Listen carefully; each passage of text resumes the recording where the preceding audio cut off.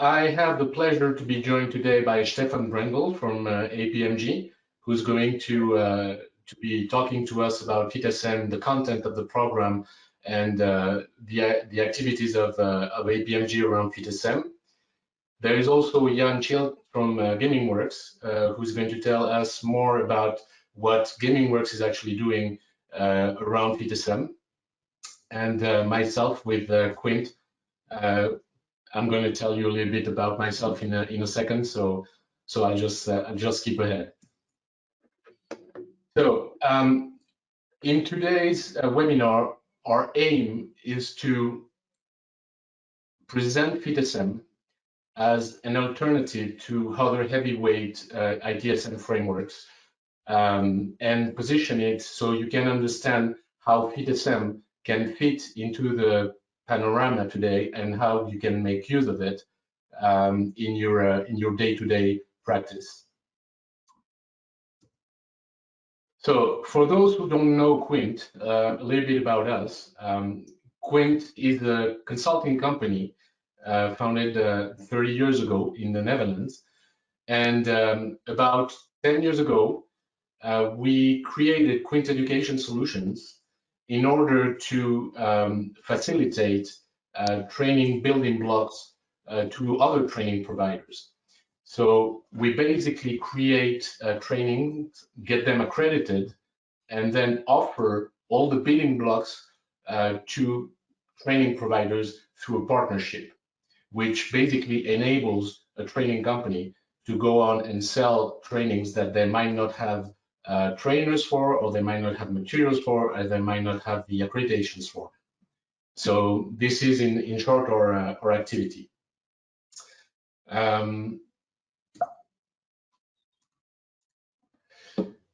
little bit of myself, as I said. Back in the 90s, I started working in IT, and mainly in IT support and IT operations. And for the better part of the decade, I was confronted to customers, and I've probably made every possible mistake that all the frameworks, ITSM frameworks, tell us not to do. A little bit later in my career, I joined telco companies. I've worked with SFR and CGTL, which were linked to Vodafone at the time, and a little bit later on with Telefonica in Germany and Spain. And in the 2000s, we were so focused on tech that without even asking our customers what they needed or what they wanted, we thought that faster mobile internet, that's exactly what everybody wanted. So there was billions of euros with a B invested in 3G infrastructure, even though the technology was not mature and was not necessarily working, while the phone screens still look like this, and the best you could do is send 160 character messages. So obviously that was a letdown. And a little bit later, when I joined Telefonica in 2004 in Spain, that's where I discovered ITSM, namely ITIL V2 at the time, which was not called V2, by the way. And that's when the shift occurred for me. Telefonica actually sent over 600 employees in the course of a few months to follow an ITIL foundation training coupled with a business simulation. And the results were absolutely outstanding. Not only were we excited about what we learned, but we really had the feeling after this training, after these 3 days spent in a room playing and learning with others, that we were really going to change our little corner of the world. And it wasn't long before we actually saw a real shift into the mindset and into the way we were doing things internally. For me, that kickstarted my journey into the ITSM world. I was one of the founding members of the ITSMF chapter in Spain. I joined the expert group at the ISO level, being an ISO 20000 editor, and I later on joined EXIN, which was the first exam institute to come up with ITIL exams. So why am I telling you all this? Well, it's really about the excitement I felt after following my first ITIL training, and and me and all my colleagues alike, and how we really embraced the teachings that were bestowed upon us. And nowadays, it feels like this is less and less the case. At Queen's, through our partners, we directly contribute to the training of more than 1,000 students a year on ITIL, but also on other methodologies like COVID, DevOps, Agile, etc. But when we focus on ITSM, really the attendees in an ITSM training, maybe ITIL, even COVID to a certain extent, they still come from the world of IT operations. And apart from roughly 20% of the people that attend these trainings that are either consultants or other functions in an organization, well, the levels of satisfaction we see from each of the participants is really, really low. And that's something that is happening more and more since the publication of ITIL v4 or ITIL 4, sorry. And the other reason why we are considering FitSM as a great alternative is that there is a market shift happening. And especially with ITIL, every year we see lower margins and increased costs. We see increased requirements in order to be accredited, in order to be able to deliver ITIL trainings. Our own commercial policies are externally influenced by ulterior companies that put stingier requirements on our operations. We have also experienced a lower demand in ITIL trainings, even though we initially saw a big jump in numbers. As time passes, we have less and less demand for these courses as well. And one of the points that comes up quite often is the lack of institutional support behind ITIL nowadays. It seems that customers really valued the fact that ITIL was backed by the UK government, which is no longer the case since it was acquired by a private entity. So all of these led us to look into FitSM. And I won't expand myself too much on this slide because I'm gonna leave the floor to Stefan, and Stefan is going to tell us more about this. Stefan, the floor is yours. Thanks, David. Yeah, FitSM is, as you can see on the right-hand side, governed and funded by the EU Commission. So the institutional support that David mentioned, which is an issue with ITIL at the moment, or probably also in the future. So there is a backup of governments and institutional support. And that's how it has been developed. So initially, the European Union was looking to adopt ITIL for a federated set of services, IT services, and couldn't really cope with the guidance there because the guidance was too open and not clear enough on what needs to be done. So they developed something with a little bit of taking the best of breed out of ITIL, probably version 2. And then looking into the ISO 20000 that also has been mentioned, to build a best practice framework or a standard. It's a set of standards which makes it easier to achieve certain things in IT service management, which leads to the fact that it's open source and available under public license. So the core guidance is freely downloadable. It is concentrating on 17 operational processes, and they all have an integrated maturity assessment. So for somebody who wants to learn how do I set up my incident or my problem, my change, management process, you can immediately measure that outcome. And it's also the quality control behind it. Yeah. It is a growing community, so there's more and more people are joining this with the lack of not longer having a say in the further development of ITIL, which brings it fresh opinions, fresh blood to it. And also some of the ITSMF chapters are now looking into frameworks like FitSM, because they want to be more open. 80% of the guidance, and I come back to that, is immediately applicable. So it has much better efficiency ratio, I would say, and it is interoperable. And it integrates very well with DevOps, COBIT, Lean, and of course the ISO 20000, and also the Agile world. So if you please advance the slide, David. Just want to dive a little bit into the content here. The model is quite easy. It has these 4 steps. What do we need to achieve?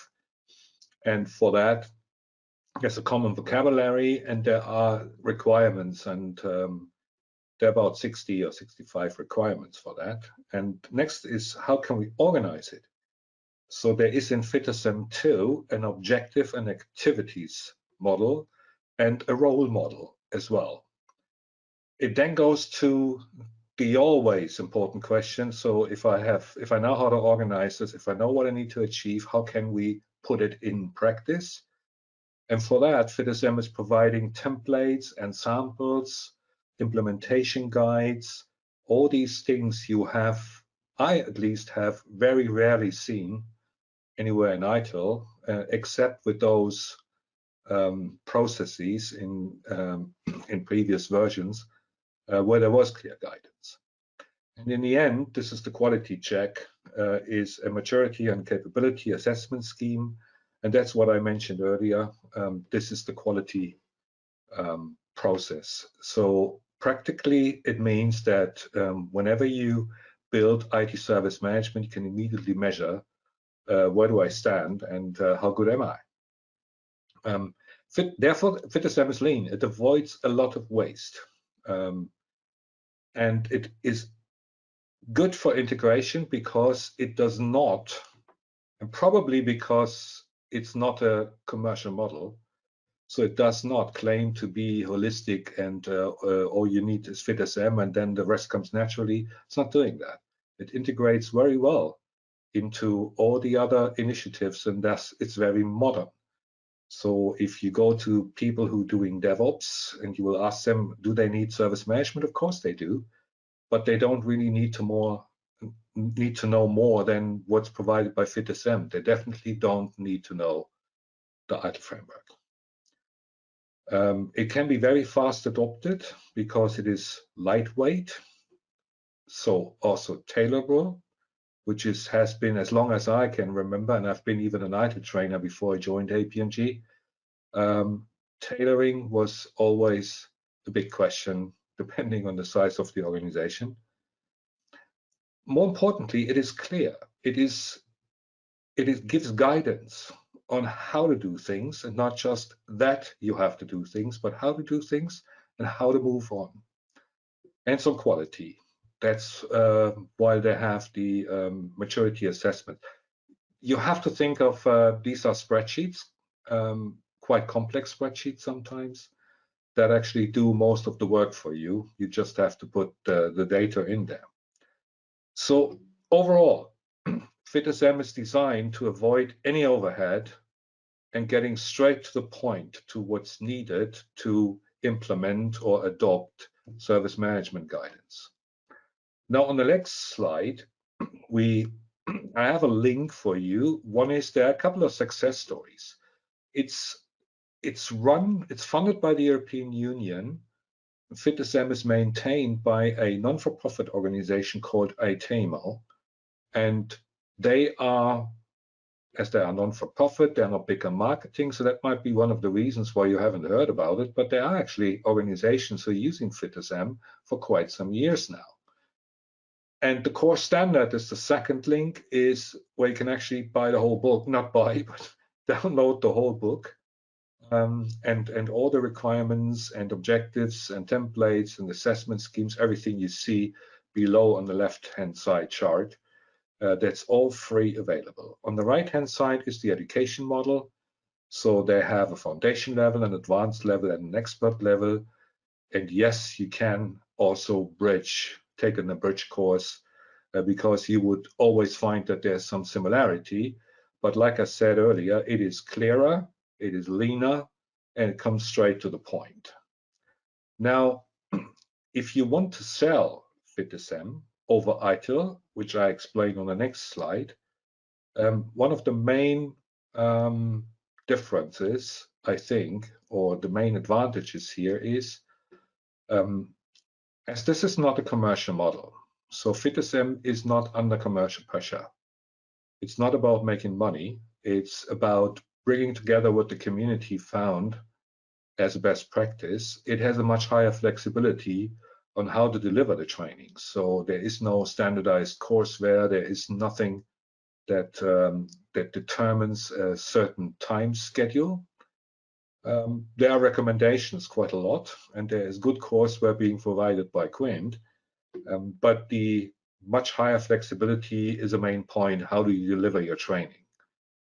There is more time for practical exercises and gamification, and Jan Schild will provide more about gamification in conjunction with a FitSM training. Not to forget, it has a reasonable pricing. Like I said, it's a non-for-profit organization that's maintaining FitSM, and very conservatively spoken, you can train 3 candidates in FitSM where you only can train 1. I mean, depending on what budget your customers are willing to pay for that. The core guidance is open source, so there is not even a need to sell any books or for your candidates to buy these books. There's public support from other non-for-profit organizations like ITSMF, for example. Nevertheless, when your candidates, your customers buy FitSM training, they will also get a APMG certification, which is ISO 17021 approved. Not every certification, or most of them, have not undergone this kind of process. So most important, delegates, candidates learn how to move on. Just coming back to what the statistics that David has provided before, how do I move on? It was one of the main questions after trainings. The statistics, which I can confirm from my contacts that I have with training organizations. And moving on means also to use most of it. So you see the 80-20 Pareto rule is working here as well. The fact that organizations use only 20% of what ITIL is providing, I'm not claiming this, that's a fact. You can read this in several studies that ITSMF just being one of them, ITSMF International, the latest one, same thing. It's about 20% is what's used. The rest is wishful thinking or blueprint, or organizations haven't implemented it yet. In FitSM, you can use 80% of that, and even that is proved that much more can be used out of the guidance. Of course, the guidance is not as complex. It doesn't have that much overhead, so that's a logical thing, but still, it makes more for the candidates. So for your customer, they get more for the money they're spending. On the next slide, I want to address something which you probably have in mind. Well, nobody knows about FitSM. My customers always asking about, give me a quote for ITIL training. And of course, you can do that. You can give a quote for an ITIL training among your thousands of competitors who are doing the same thing. Or you're trying to convert that sales into something where they, like I said, get much more for their money and maybe even more efficiency. But what we have to do is we have to get the big elephant in the room, feed it, which is, yeah, who knows FitSM? Never heard about it. So that's why we're running a very long campaign, probably for the rest of the year, where you see always on social media channels, and everywhere you see, we're making more and more people aware that there is an alternative, because most people don't know that there is an alternative. They think this is all we have. We have to go through all this ITIL 4 overhead to do service management. And in fact, you don't. So that's what we're doing. And we are happy about every like and every reshare you do when you come across those social media posts. What we also do, which I show on the next slide, is we're providing rich media content. So where we really have people talk about FitSM. This is either on one-on-one interviews, usually they are 10 minutes, not more than that, and on panel discussions. I just have 4 examples of what APMG is doing here. So one is, this is several languages. On the right-hand side, say it says Midday Mentors. This is an interview with a consultant and trainer in Poland in Polish. So for those of you who speak Polish, but of course we have this in Italian and Spanish, in German, in English. We have several language videos all on the YouTube channel, and you see the link in the middle of the slide. We have also a live show, which we call Level Up. It's happening twice a week. And every 4 weeks, it has a topic on service management. And the latest one, I think, was in March, about future skills of service managers. Excuse me, that might have been even yeah, it was in March.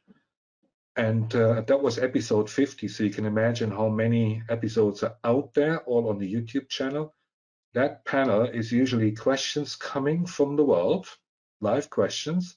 So it's no presentations, it's no speeches, it's just answering questions answered by 5 to 6 panelists who come from the field. We recently started a new live show, which is called Connect, particular as a pilot in the United States.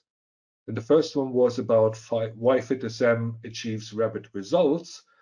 And this is meant to be organizations that have adopted a model, that have adopted a framework. They share their experience. In this case, in this show, which you find on the YouTube channel, it's about the bank in America who have chosen FitSM over ITIL because they found to get much better results and faster than using ITIL.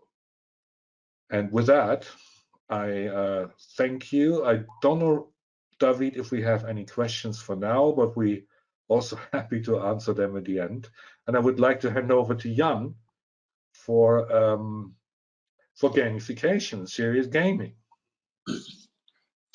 We do have one question. Sorry, Jan, to swoop in. We do have one question regarding exams, and the question is: are exams available from other EIs providers too? We are already working with Pearson VUE, Prometric, Exint, PeopleCert, and PSI. APMG would be one more to handle. Yeah, it will be one more to handle. It is. We have an exclusive contract with ITIL, with the exception of the German-speaking countries. In the German-speaking countries, there's another provider called EcoCert, based in Berlin. They are working, but this is not available from PeopleCert. It's not available from Exit.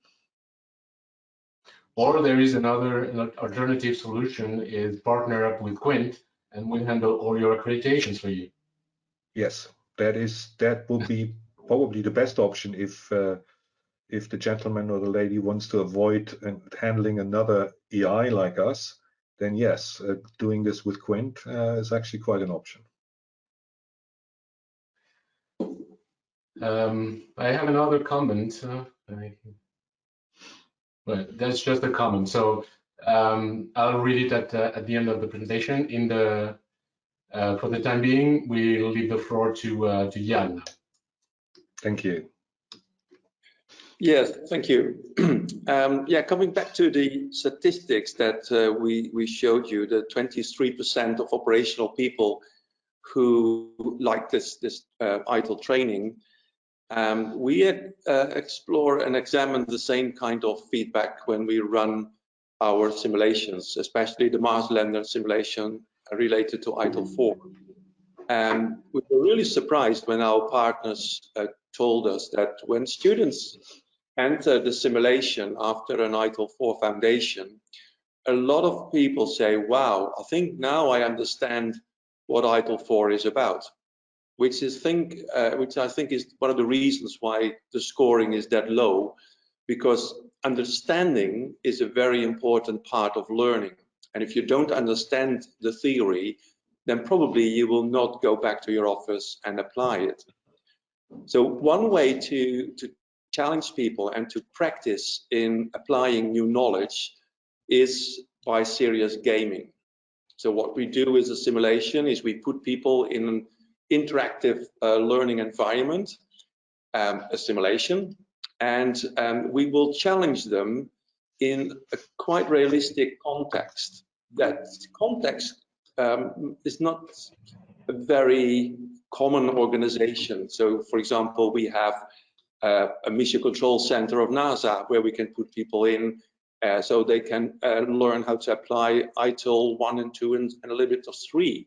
And we have a Maasländer simulation where people will send the rocket into space and land on Mars. And in the meantime, they can apply ITIL 4 principles. So we try to give people a context that's quite challenging. And the processes they are going to use are very similar to day-to-day work. And the success of applying a framework, so also FitSM, is not just a theory. So we also want to address the behavior and interaction and maybe even some culture aspects as part of the success of applying the theory. In these interactive sessions, we try to bring in day-to-day problems and challenges. So it's very likely that students will recognize the simulation, the situation, and they can learn how to apply the theory into the simulation to solve these problems. And you can say it's a kind of learning by doing experience, where they also learn that it's allowed to make mistakes and it's allowed to experiment. And since the new culture of IT service management and DevOps and Agile is also about continuous learning and experimenting, this is also a great way to teach the participants and the students that experimenting can also lead to better understanding and the good application of theory. Bloom's taxonomy on the right side as teaches us that remembering let's say the lowest level of training, and we all remember that if you do an ITIL foundation class, then most of us have one objective, is to get a certificate. And if you remember the theory, if you remember the definitions, then probably you will be able to remember the theory and rehearse it and copy the theory into your exam, which gives you the certificate. But when you come back to the office and people say, oh, congratulations, you got your certificate, now you can solve our problems, then the question is, can they really apply the theory? Do they really understand the theory so they can recognize day-to-day problems and apply the theory? And that's what we're going to do in a simulation as an interactive learning environment. On the next slide, please.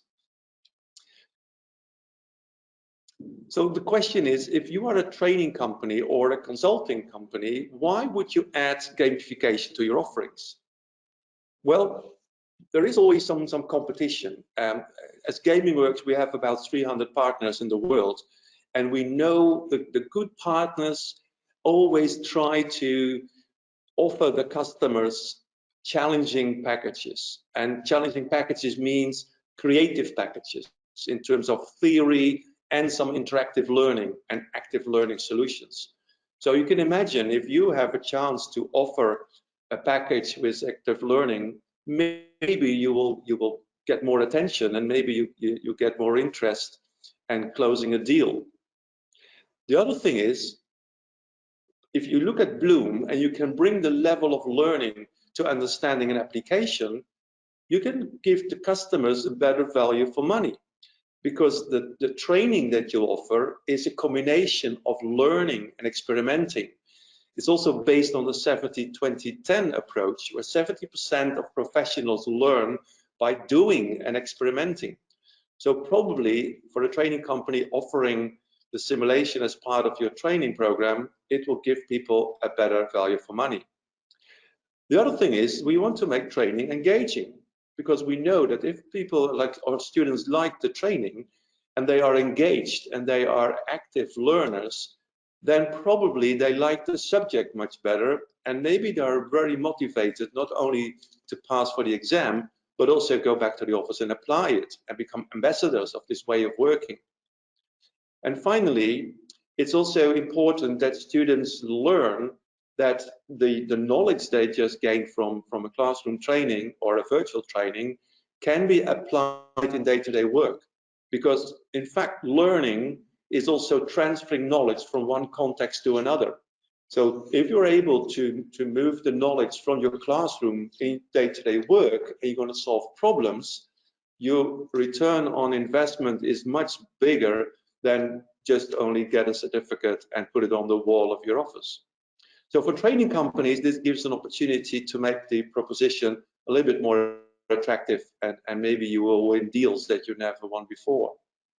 For consulting partners, it's slightly different. Of course, you can use the simulations as a training program, but what we discover in our partner network is the consultant firms are using the simulations for another purpose, to create awareness and buy-in early in programs. Because you can imagine, if you want to apply or implement FitSM principles, there are always a lot of people say, yeah, what is it and what does it bring to our company? Well, you can send them to a FitSM foundation, but that's only the knowledge. And you can also play a simulation so they learn what it means for the company to apply FitSM principles. And you can also get some stakeholder involvement in terms of, okay, we know what it is, we are going to support it, and we're going to give people an opportunity to get trained and to apply it in day-to-day work. Another application of simulations is to support the programs for implementing FitSM principles. It's for the employees to encourage them to use it and to practice the knowledge sharing, but also the collaboration, the teamwork, and also to implement the FitSM principles, sometimes after a FitSM foundation, but sometimes it's also just for the big group of employees to play a simulation, to encourage people to use it. And finally, when the project is up and running, there are always moments in time when you want to get together with your team and assess what you currently are doing.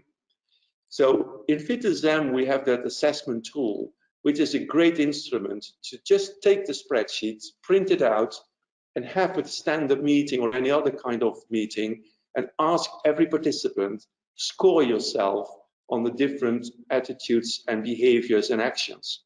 So then the simulation can be used as a coaching and support tool where we can do some self-assessment and maybe discover some improvements. And these improvements will not come from a consultant, but they come from the employees themselves. So a better chance that they are willing to apply them in day-to-day work. Next slide, please. So what we did in the last few weeks, months, maybe 2 months, is we studied the FitSM principles and we create a complete new simulation. And this simulation is about a car company, and the cargo company is offering shipment services to companies and private people who want to ship the cars all around the world. And in this simulation, we want to show the participants how to implement the FitSM principles. In each round, we teach them to implement some service desk, incident management, problem management, conflict management. And in the next round, we will add some business demands. We teach them how to assess themselves after each round and use it for continual service improvement. And this game is a very basic simulation. So it's very focused on operational people. So after the training, they can try to use it in this exercise. And before you go out in the real world, it's maybe nice to experiment in a very safe environment. Next slide, please. Now, in the last few weeks, we also did some tests, and we had a nice classroom set prepared, and we run the simulation with a group of volunteers. And that gave us a lot of feedback, especially not on FitSM, because that's strict, but it's more about the dynamics and the learning process.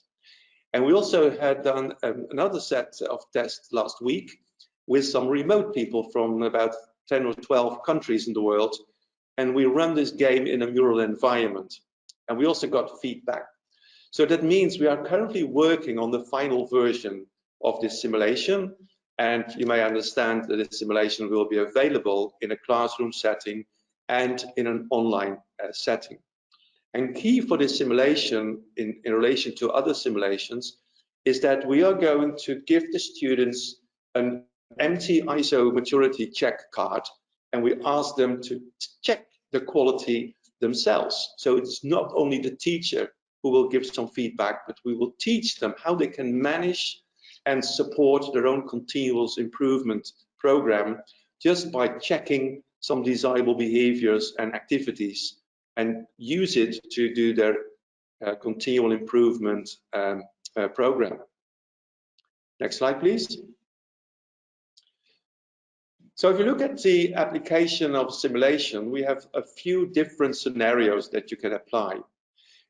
Personally, what I like about FitSM is that it gives you as a teacher the freedom to create your own training intervention. So you can use your own vision, your own idea about learning, and also make the training fit for purpose. That means some of the audience, like managers, they maybe want to play a game for a half a day to get understanding about what FitSM is.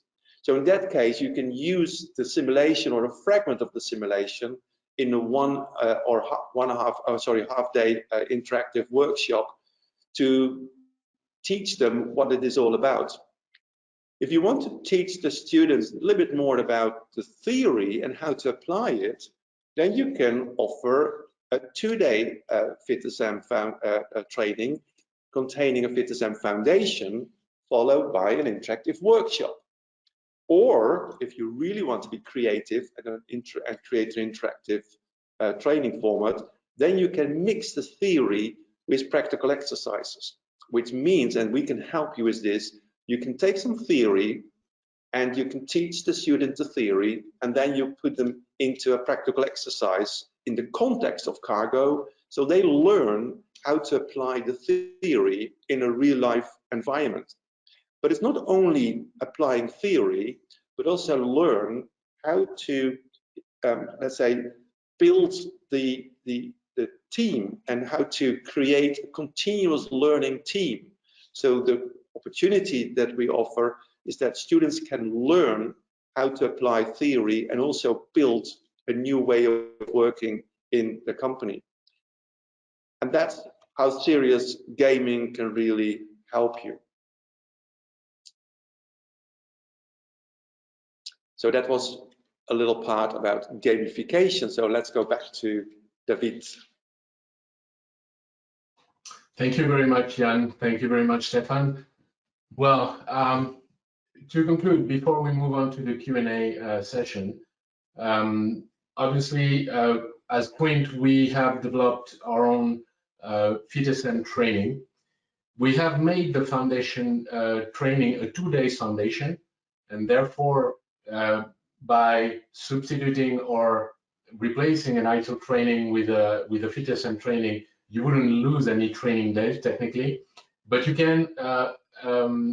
What FitSM allows you is the flexibility to arrange these trainings however you want. So there is one day that covers all the requirements that you need to go over in order to take the exam. But the second day, you can either use what we created, which is basically showing how FitSM articulates with other frameworks such as DevOps, such as ITIL itself, such as Scrum, or you can simply replace it with practical exercises, which honestly would be my recommendation as soon as cargo is finalized.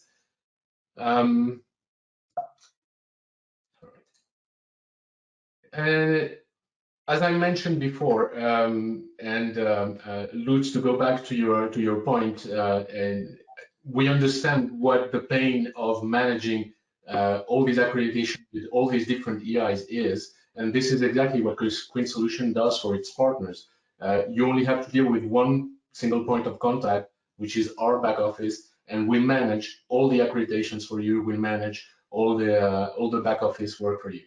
So if that's something you're interested in, and if you want to know how to become a partner, you can head up to our website where learning begins, or you can email me directly, and I'll get back to you in due course. We'll move now to the Q&A part of the webinar, and we're going to start not with really with a question. It's more of a comment, an interesting one, by Peter saying, funded by the EU Commission, and I keep giving lots of ITIL4 foundation trainings and ITIL4 managing professional trainings to the people of the EU Commission. Well, if I maybe Stefan can elaborate on his side. I think the EU Commission is a very, very large organization, and as such, it is very often that in such organizations, the right hand doesn't really know what the left hand is doing. But Stefan might have more insights into that. Absolutely. This is the same. I mean, look, ITIL was developed or brought up by the UK government, and there was never, ever any mandate for government officials to take ITIL. They actually have done other frameworks as well, same with Prince 2. No, this is not unusual, and you're right. It's a very large organization, and probably there were quotes. I don't know. Ken does. All right, so I'll move on to our first question. Can you elaborate on the statistics of customer satisfaction? I'm not really sure what the thinking is behind it, but I can tell you where it comes from. As a training provider ourselves and through our partners, we generally ask people to evaluate their trainings at the end of their sessions, these 2 days or 3 days, and let us know what they think about the training. And yeah, these numbers reflect the feeling that the people have after their 2 days training. And yeah, the feedback we get very generally and very often is that yeah, the theory is not bad, but I don't really know what to do with this, and I don't really know what to start. Jan, you run a lot of simulations. Maybe you have something to contribute. Yeah, well, I think the cases where we have an opportunity to run a simulation after a foundation class, and to be honest, it doesn't matter if it's DevOps foundation or SAFe or whatever, but you can always see that a lot of students, they have a different learning style. And so it means that sometimes listening to a teacher will not always mean that you understand what the theory means. And as soon as we're going to play with the theory, then people start to understand. So that's one aspect. The other aspect is that, and then let's talk about ITIL4. If you look at the context and the content of ITIL4, then it's a lot of different aspects that somehow you need to glue together and use it in your day-to-day work. And as a consultant, I can imagine that all these little building blocks will help you to build a scenario of solutions that you can apply to a customer problem. But the employees are part of the problem, and they are the people that will listen to you, and you have to coach them to use those principles. And I think if you look at ITIL 4, it's a little bit that package of building blocks. So if you give people the building blocks and you give them a case like a simulation, and you say, okay, what you just did were the guiding principles. Oh yes, now I understand what you mean. Or if you look at the simulation where suddenly somebody is documenting something and you ask them, what link can you make with ITIL 4? Nobody knows until you say, think about the 4 dimensions. And they say 4 dimensions. Yes, documenting is part of the guiding, the 4 dimensions. So it's also about the teaching style and the way the students learn that makes the difference. Thank you very much for that, Jan. We have another question from, let me see, from Steve. Steve asks, is the train the trainer available for FitSM and cargo suitable for existing ITIL 4 trainers? The short answer is yes.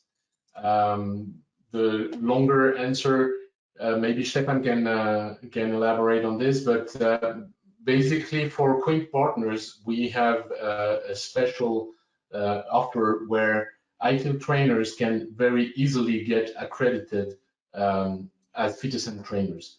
Maybe Stefan, you can tell us a bit more about this. Well, just that they all they need to provide is a proof that they are currently accredited or have been previously accredited for ITIL version 3, regardless which examination institute. And then they just should go to you, David, right? That's correct. And for cargo, I don't think there is any train-the-trainer plan already, not until the game is completed, right? Yeah, so you could say that the theory is the easiest part of any simulation, and the second part is the facilitation itself. So we will organize some train-the-trainer programs in which we teach the participants or the students the gameplay. But the good news is that we took all the, let's say, successful parts of existing games. So we took elements from Apollo 13, and we took elements from the Mars lander simulation and the Phoenix project, and we glue it together in this interactive workshop. So probably the trainer will be a virtual trainer in which we will combine the theory of how the game is designed with some self-study.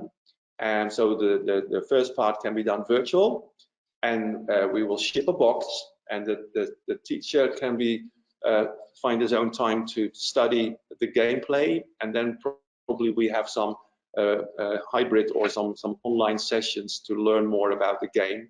But it will be something that probably maybe around summer we will start with the training programs. Mm-hmm. Okay, thank you for that. We have a comment coming from Peter, which is not really a question, but which comes to reinforce what I was saying at the beginning of the webinar. Peter says, most participants of ITIL 4 Foundation are techies. 50% of the training is going in one ear and out the other. Yeah, this is basically what we've been saying, and that's why we think FitSM is a great alternative. I don't see any other questions coming in so far. So unless we Maybe get I a can question. add something, David. Yeah, sure. Yeah, because one of the groups that we are offering simulations are the high schools and the universities. And I think with the fact that ITIL 3 is no longer supported, there is a huge gap, risk in knowledge. And if you want to prepare students for the real world, they should first learn the basic principles of IT service management, like the definitions and what is a process, what is incident management, problem change, and so on. So I think one gap that we can fill with FitSM is that high school and university part. And the second one, we need to realize, and sometimes I'm really surprised about this, how many companies are still starting with IT service management.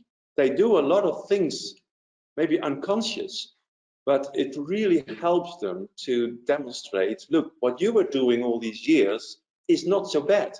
Look, this is your ITIL process you have. This is incident management. This is problem management. It can also make people feel that they're doing it in the right way. And I think this is also a great opportunity to use the training program, if it's a classroom training like a foundation or it is an extensive training, to make people aware that they're building a basic for further development in IT service management. You're absolutely right regarding education. And in the last couple of weeks, we've had actually two of our partners that deliver ITSM trainings at universities, one in Canada and one in Portugal, who actually, in one case, replaced their ITSM training with FitSM, and in another case, added FitSM to their program.